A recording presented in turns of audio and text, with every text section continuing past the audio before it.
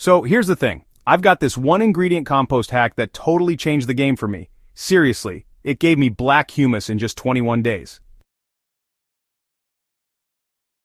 3 weeks. That's all it took to transform a pile of ordinary grass clippings into the richest, blackest soil amendment I'd ever seen.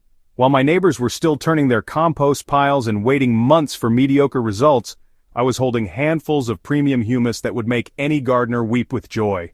This wasn't the result of expensive equipment, complex ratios, or years of experience. It happened completely by accident, and now I'm about to share this game-changing discovery with you. After years of religiously maintaining traditional compost systems with their demanding schedules and disappointing timelines, I stumbled upon something revolutionary during one particularly hectic spring weekend.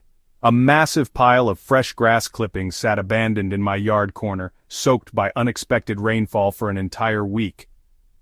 When I finally investigated, the pile was radiating heat, and beneath its surface lay the beginnings of the most incredible soil transformation I'd ever witnessed. What I had unknowingly created was an anaerobic fermentation system, a method used in agriculture for decades but rarely discussed among home gardeners. This process completely flips traditional composting on its head, using low-oxygen conditions to rapidly break down organic matter through beneficial bacterial fermentation rather than the slow aerobic decomposition most of us know.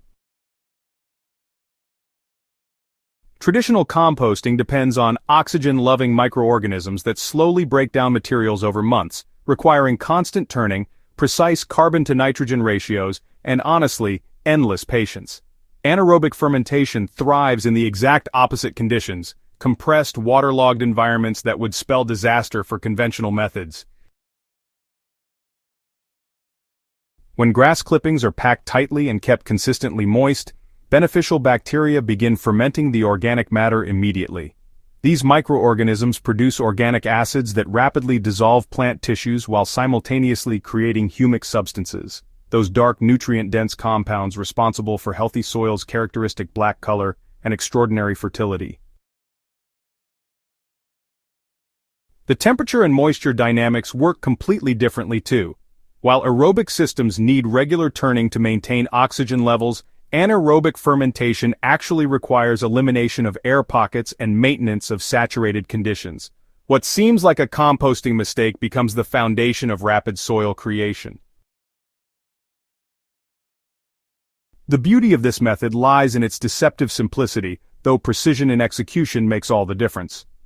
Start with approximately 50 pounds of fresh grass clippings from a chemical-free lawn, ideally cut during dry conditions to control initial moisture content. Choose a partially shaded location with good underlying drainage but where water won't simply run off the surface. Create a shallow depression roughly 18 inches deep and 4 feet wide using a shovel. This containment is absolutely crucial for maintaining the anaerobic environment your fermentation needs.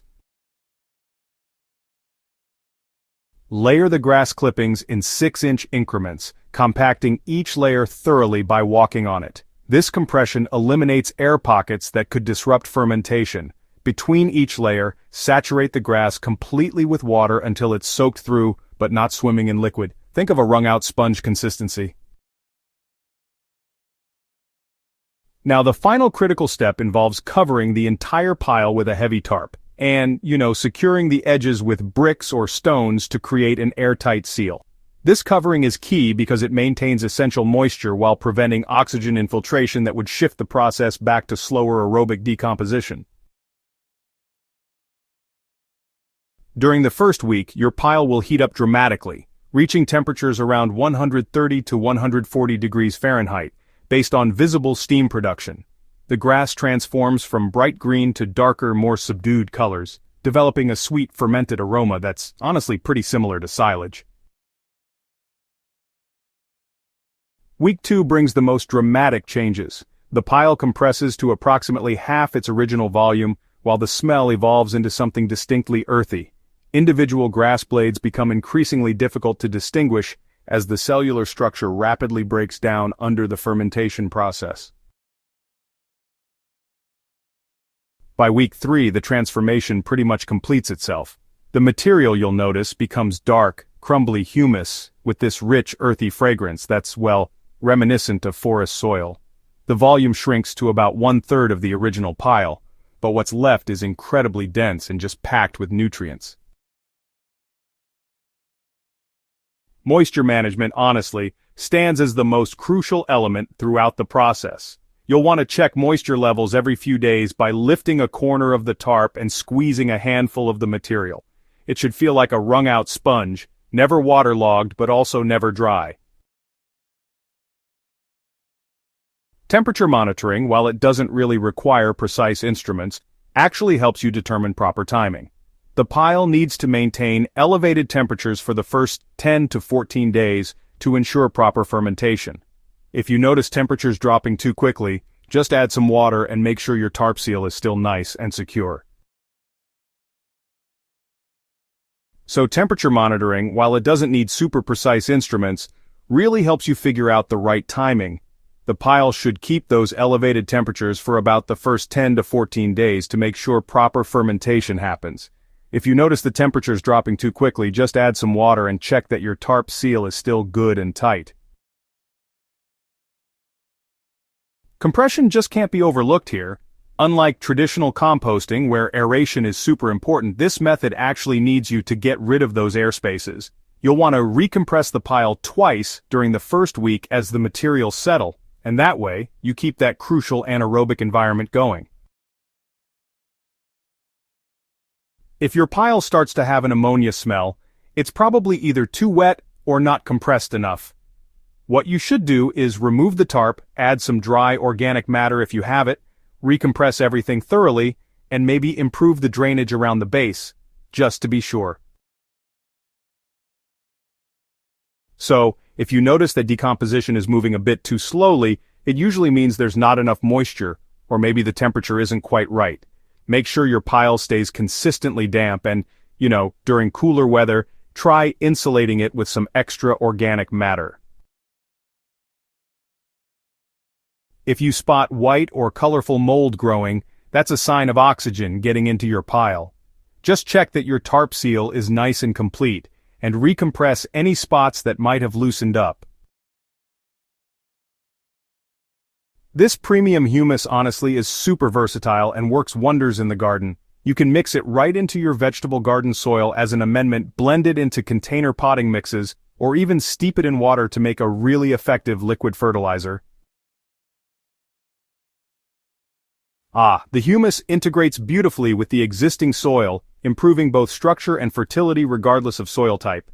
You see, clay soils gain improved drainage and aeration, while sandy soils develop better water retention and nutrient-holding capacity. And the dark color helps the soil warm faster in spring, effectively extending your growing season. It's quite amazing, really. Now, for container gardening, you can replace up to 25% of commercial potting mix with this humus. The result?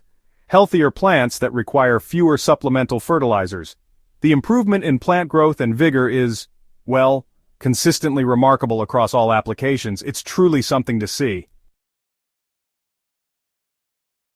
This method has revolutionized my approach to garden sustainability, transforming what was once yard waste into valuable soil enhancement, while dramatically reducing household organic waste. Instead of bagging grass clippings for municipal pickup, I'm creating something that genuinely improves soil health and reduces dependence on commercial fertilizers. The rapid turnaround enables processing multiple batches throughout the growing season, handling not just grass clippings, but also pruning waste and spent vegetable plants. In just 21 days, you can turn yard waste into garden gold, creating a sustainable cycle benefiting both your plants and the environment. Ready to transform your gardening game? Start with a small test batch to master the process. Make sure you'll be available to monitor during that crucial first week, and guarantee easy water access for maintaining proper moisture levels. Remember, this technique works best with fresh green materials. Older dried clippings will still decompose but may require longer processing time. Don't forget to subscribe to Crop Corner for more innovative gardening techniques and share this article with fellow gardeners who could benefit from this rapid humus-making method. Your soil and plants will thank you for this discovery.